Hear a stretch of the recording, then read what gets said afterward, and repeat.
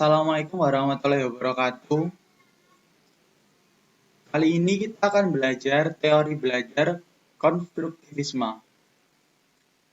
Saya dan teman-teman saya dari kelompok 6 yang beranggotakan, yang pertama ada Ina Sabila, yang kedua ada saya, Marceli Kayana, dan yang ketiga ada Asris Mustafa.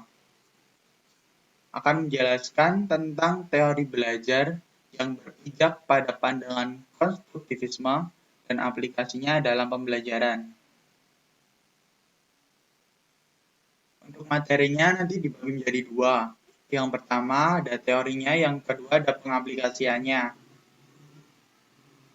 Kita masuk yang pertama, perkembangan konstruktivisme tidak terlepas dari dua tokoh ini. Yang pertama ada Jean Piaget, yang kedua ada Vygotsky. Kedua tokoh ini yang menekankan bahwa perubahan kognitif ke arah perkembangan terjadi ketika konsep-konsep yang sebelumnya sudah ada mulai bergeser karena ada sebuah informasi baru yang diterima melalui proses ketidakseimbangan. Yang pertama ada Jean Piaget. Menurut Piaget, proses pengonstrukan pengetahuan itu terjadi melalui proses asimilasi dan akomodasi sehingga sampai pada tahap equilibrium. Hal yang paling mendasar dari penemuan Piaget ini bahwa belajar terjadi tidak hanya karena seorang guru memberikan pengarahan kepadanya. Karena belajar adalah kerjanya faktor internal individu yang belajar, bukan bentukan atau pemberian dari lingkungan. Kemudian yang kedua ada Vygotsky. Menurut Vygotsky, seorang aktif membangun pengetahuan melalui interaksi dengan orang lain yang lebih berkompeten dan memanfaatkan zona perkembangan proksimalnya atau biasa disebut ZPD, sehingga teori Vygotsky ini dapat disebut dengan teori konstruktivisme sosial atau biasa disebut social constructivist theory. Di sini saya akan menjelaskan tentang pembelajaran sosial. Sifat pembelajaran sosial yaitu menekankan pada keberanian anak berpendapat, berinteraksi bersama dengan orang dewasa atau teman yang lebih mampu. Dalam bekerja sama, anak-anak dapat mendengarkan pembicaraan batinnya dan juga dapat mempelajari cara orang yang berhasil memecahkan masalah berpikirnya dengan pendekatan mereka. Dalam zona perkembangan proksimal, anak-anak bekerja dalam perkembangan proksimalnya ketika terlibat dalam tugas yang tidak dapat mereka selesaikan sendiri, tetapi dapat mengerjakan dengan bantuan teman ataupun orang dewasa. Masa magang kognisi. Istilah ini merupakan pada proses yang digunakan peserta didik untuk secara bertahap memperoleh keahlian melalui interaksi dengan pakar atau orang yang lebih tua atau yang lebih mampu. Pembelajaran termediasi. Penafsiran pemikiran Vygotsky adalah peserta didik seharusnya diberi tugas yang sulit tetapi realistis dan kemudian diberikan cukup bantuan untuk melakukan tugas tersebut. Aplikasi teori belajar konstruktivisme dalam pembelajaran yaitu ada 1. Memanfaatkan pengetahuan awal peserta didik. Sesuai dengan istilah yang dikenakan Piaget, peserta didik akan merasa lebih mudah mengkonstruksikan pengetahuan jika informasi baru yang diberikan itu cocok dengan pengetahuan yang sudah dimiliki sebelumnya. Yang kedua, yaitu menciptakan pembelajaran yang bermakna melalui pengalaman. Segala kegiatan yang dilakukan di dalam pembelajaran dirancang sedemikian rupa sehingga bermakna bagi peserta didik. Pembelajaran akan menjadi lebih bermakna dengan cara mengalaminya. Yang ketiga, yaitu menciptakan lingkungan yang sosial yang kondusif. Pembelajaran hendaknya dirancang untuk memberikan kesempatan bagi para peserta didik untuk bebas berinteraksi secara multi arah antar peserta didik dan antar peserta didik dengan guru dalam berbagai konteks sosial. Dengan adanya kualitas dan intensitas interaksi yang tinggi diharapkan akan terjadi pembelajaran yang efektif. Dan yang keempat yaitu memotivasi kemandirian peserta didik. Yaitu konsep ini tidak mengartikan bahwa belajar itu harus sendiri tanpa orang lain, tetapi menjelaskan bahwa belajar itu merupakan konstruksi pengetahuan secara personal, baik dilakukan secara personal maupun dengan dibantu orang lain. Assalamualaikum warahmatullahi wabarakatuh. Nama saya Asri Mustafa, NIM 1952000047, kelas 3D. Di sini saya akan menjelaskan materi yang sebelumnya sudah dijelaskan oleh Ina Sapila.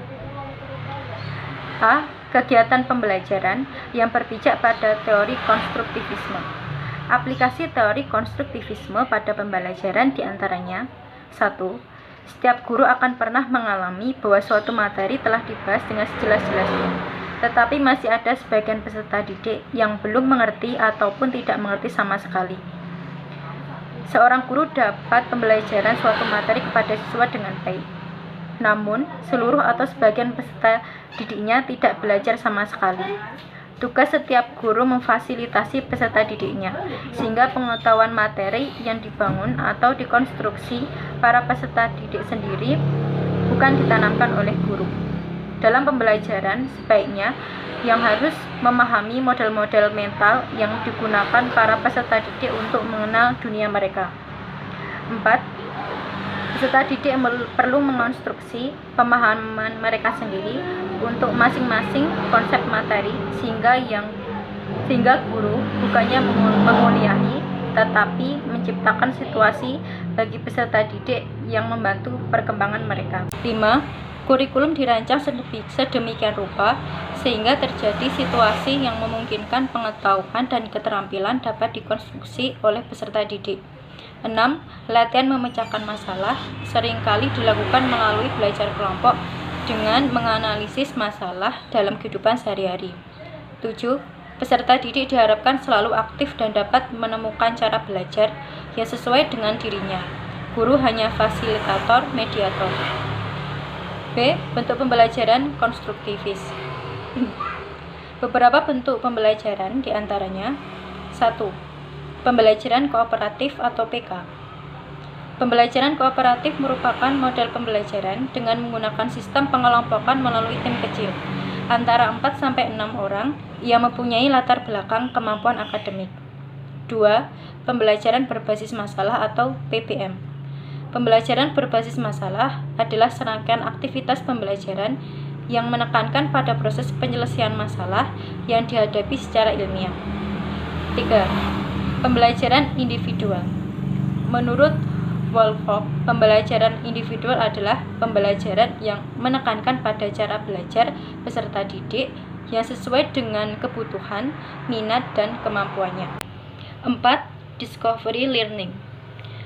Peserta didik didorong untuk belajar dengan diri mereka sendiri. Peserta didik belajar aktif dengan konsep-konsep dan prinsip-prinsip, sedangkan guru mendorong peserta didik untuk menggunakan pengalaman-pengalaman untuk menemukan prinsip-prinsip bagi diri mereka sendiri. 5. The accelerated learning. Pembelajaran yang dipercepat. Konsep dasar dari pembelajaran ini adalah bahwa pembelajaran itu berlangsung secara cepat, menyenangkan, dan memuaskan.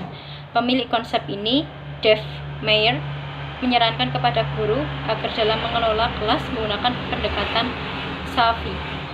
6. Quantum learning.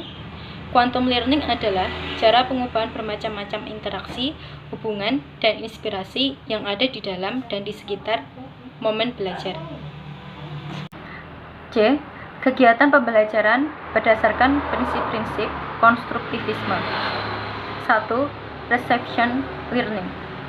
Guru mempunyai tugas untuk menyusun situasi pembelajaran, memilih materi yang sesuai bagi peserta didik, kemudian mempresentasikan dengan baik pelajaran yang dimulai dari umum ke yang spesifik. Inti pendekatan reception learning adalah expository. Kedua, assist learning. Assist learning mempunyai peran yang sangat penting bagi perkembangan kognitif individu. Perkembangan kognitif terjadi melalui interaksi dan percakapan seorang anak dengan lingkungan di sekitarnya, baik dengan teman sebaya, orang dewasa, atau orang lain dalam lingkungannya. Orang lain tersebut sebagai pembimbing atau guru yang memberikan informasi dan dukungan penting yang dibutuhkan anak untuk menumbuhkan intelektualitasnya. Ketiga, active learning.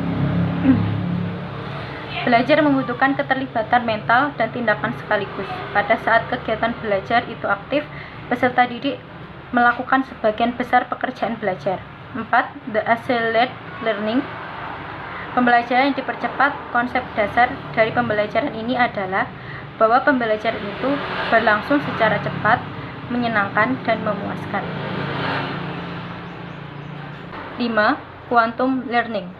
Quantum learning adalah cara pengubahan bermacam-macam interaksi, hubungan, dan inspirasi yang ada di dalam dan di sekitar momen belajar. Sekian penjelasan materi dari kelompok 6. Apabila ada kesalahan kalimat, kata, kami mohon maaf. Atas perhatiannya kami ucapkan terima kasih. Wassalamualaikum warahmatullahi wabarakatuh.